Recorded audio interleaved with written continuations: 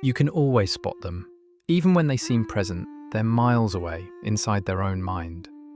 They're sitting right next to you, but they're somewhere else entirely. Not distracted, not rude, just deeply, profoundly elsewhere. You can see it in their eyes, the way they glaze over mid-conversation, the way they nod along while clearly running an entire dialogue in their mind that has nothing to do with what you just said. And if you ask them what they're thinking about, they'll say, nothing, or I don't know. Because the truth is, they're thinking about everything, all at once, always.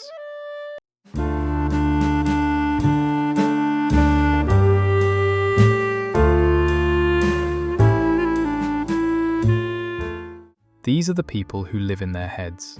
And if you're one of them, you know exactly what I'm talking about. The constant mental chatter.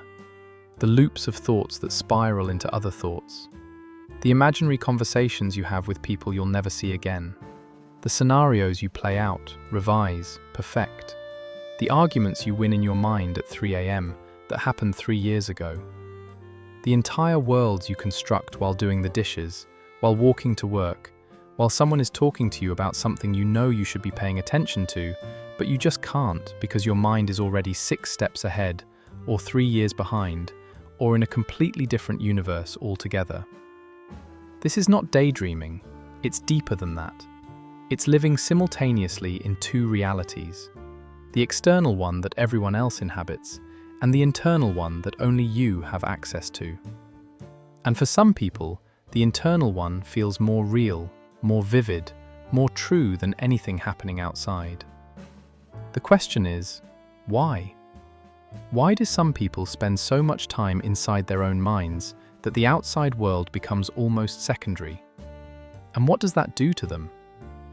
Let's start with what's actually happening psychologically.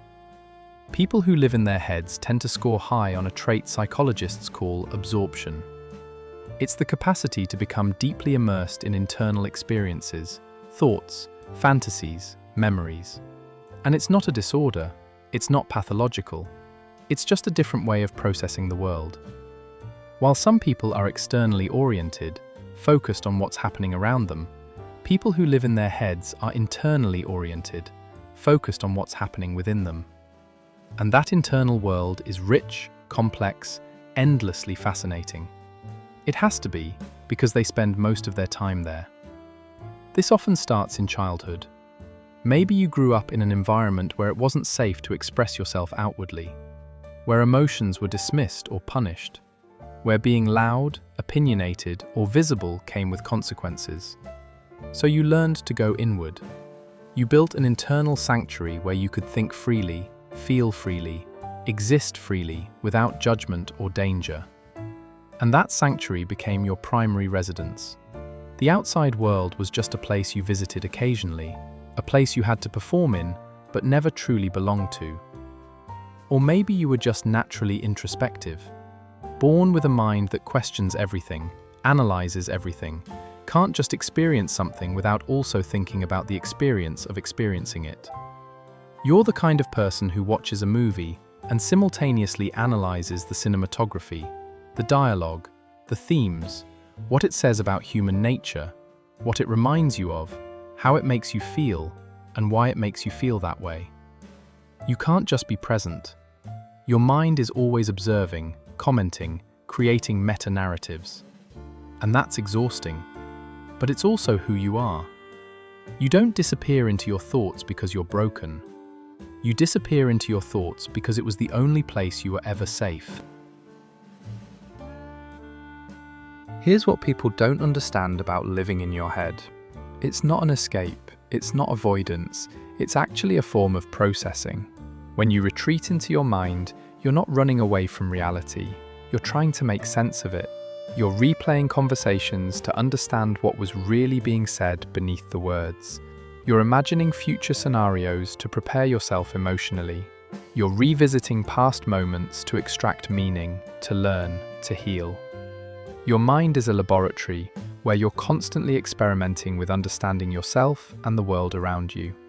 But here's where it gets complicated, because while this internal processing is valuable, it also creates distance from other people, Distance from the present moment, distance from your own life as it's actually happening. You're so busy thinking about life that you forget to live it.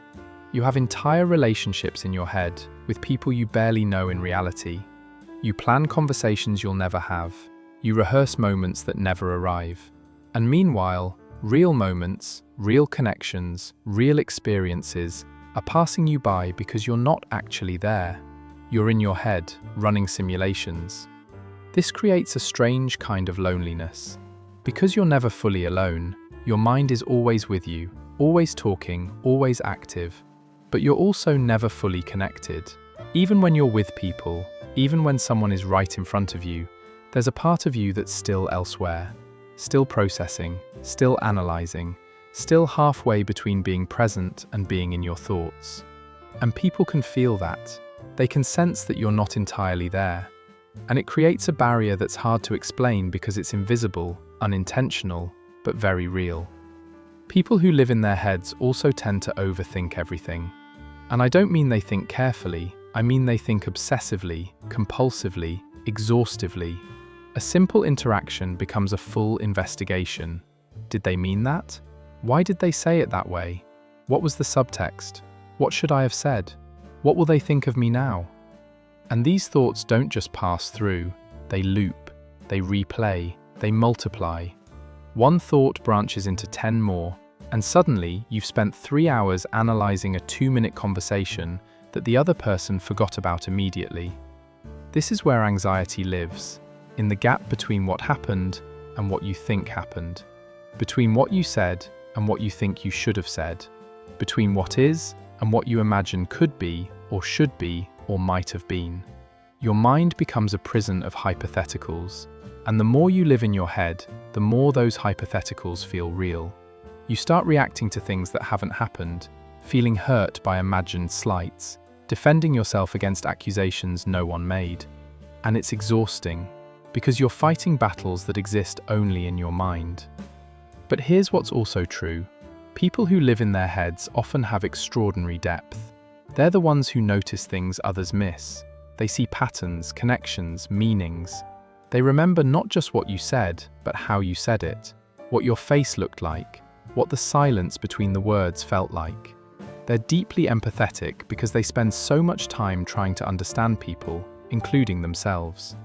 They're creative because their inner world is so rich, so layered, so full of possibility. And they're often wise beyond their years, because they've lived 1,000 lives in their imagination. The problem is that all of this richness, all of this depth, it often stays internal. It never gets expressed. Because expressing it requires being present in the external world. And when you're used to living in your head, the external world feels clumsy, inadequate, incapable of holding everything you're thinking and feeling. So you keep it inside. And you become a person who is so much more than what anyone sees, who contains multitudes but shows fragments. And that's another kind of loneliness. Being full but appearing empty. Being complex but being seen as simple or quiet or distant. Let's talk about relationships. If you live in your head, you probably struggle with intimacy. Not because you don't want connection, but because real intimacy requires presence. It requires being in the moment with another person, responding spontaneously, allowing yourself to be surprised, to not know what comes next. But when you live in your head, you're always scripting. You're thinking about what you're going to say while the other person is still talking.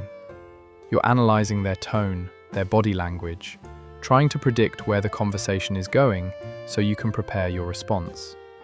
And in all of that mental activity, you miss the actual connection happening in real time. You also create entire relationships in your mind that don't match reality. You project onto people. You imagine who they are, what they think, what they feel. And sometimes your imagination is so vivid that you start responding to the imagined version rather than the real person in front of you. You fall in love with potential. You stay in relationships because of who you think someone could be, not who they actually are. And when reality doesn't match your internal narrative, you feel betrayed, disappointed, confused. But the real betrayal is that you were never actually seeing them. You were seeing your idea of them. So how do you stop living so much in your head? How do you come back to the present? The first step is noticing when you've left. And that's harder than it sounds, because when you're in your head, it feels normal. It feels like that's just where you are. But start paying attention to the signs. Your body is here, but your mind is elsewhere. Someone is talking, and you realize you haven't heard a word they've said. You're walking down the street, and you can't remember the last 5 blocks because you were lost in thought. These moments are invitations. Invitations to come back, to choose presence over processing, at least for a moment. The second step is grounding yourself in physical sensation. Because your mind can wander anywhere, but your body is always here, always now. Feel your feet on the ground. Notice your breath. Touch something and really feel its texture. These aren't just mindfulness cliches, they're anchors. They bring you back to the reality that's actually happening instead of the one you're constructing internally. And at first, it will feel boring, because the present moment can't compete with the drama and richness of your inner world. But slowly, you start noticing that the present moment has its own richness, its own unexpected beauty. Things you miss when you're too busy thinking about things. The third step is accepting that you can't think your way to everything. Some things have to be felt. Some things have to be experienced. Some things require you to not know, to not analyze, to not understand immediately. And for someone who lives in their head, that's terrifying. Because thinking is control. Understanding is safety. If you can figure something out, you can manage it. But life doesn't work that way. And the more you try to think through everything, the more you miss the experiences that can only be accessed through surrender, through being, through allowing yourself to just exist without commentary. Here's what you need to understand if you live in your head. You are not your thoughts. You have thoughts, thousands of them, constantly, but you are not the thoughts. You are the awareness beneath them, the space in which they arise and dissolve. And when you can separate yourself from the constant mental chatter, when you can observe your thoughts without being consumed by them, something shifts. You realize you have a choice. You don't have to follow every thought down every rabbit hole. You don't have to finish every mental loop.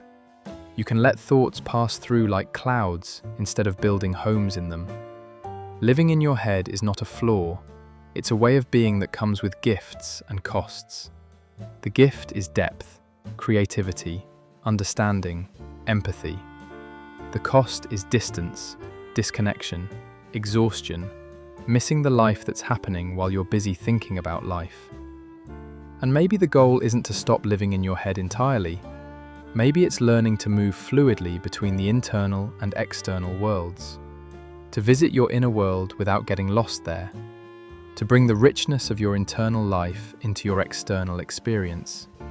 To be both the thinker and the liver, the observer and the participant, the person who understands life deeply and the person who actually lives it. Because in the end, the most profound thoughts, the most brilliant insights, the most beautiful internal worlds, they mean nothing if they keep you from being here, from being present with the people you love, from experiencing the moments that will one day become the memories you'll retreat into your head to revisit. So come back. Not forever, not completely, but sometimes. Come back to the moment, to the person in front of you, to the life that's waiting for you outside of your mind. Because you've spent enough time thinking about living, maybe it's time to actually live.